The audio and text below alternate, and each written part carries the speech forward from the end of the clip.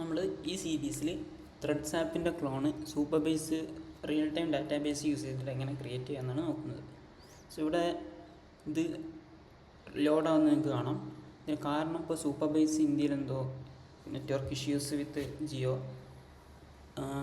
അതിപ്പോൾ റിസോൾവ് ചെയ്യാൻ നോക്കുന്നുണ്ട്.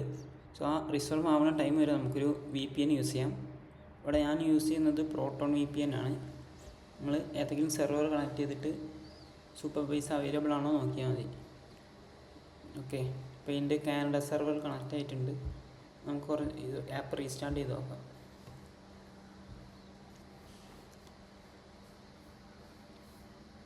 ഓക്കെ, ഇപ്പോൾ വന്നിട്ടുണ്ട്.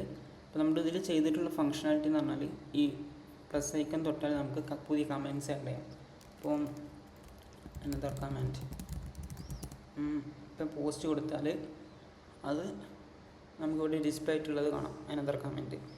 ഇനി ഇത് നമ്മുടെ ഡാറ്റാ ബേസിൽ വന്ന് നോക്കിയാൽ നമുക്ക് കാണാൻ പറ്റും. ഇത് ഞാൻ റിഫ്രഷ് കൊടുത്താൽ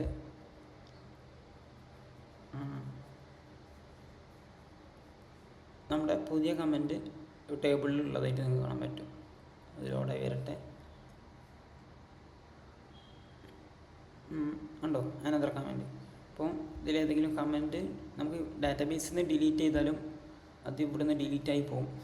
ഓക്കെ, സോ ഈ ഡോട്ട്സ് തൊട്ടിട്ട് നമുക്ക് ഡിലീറ്റ് ചെയ്യണ ഓപ്ഷൻ ഇംപ്ലിമെൻറ്റ് ചെയ്തിട്ടില്ല. അതൊക്കെ നമുക്ക് ഈ സീരീസിൽ വേണമെങ്കിൽ ചെയ്യാവുന്നതാണ്.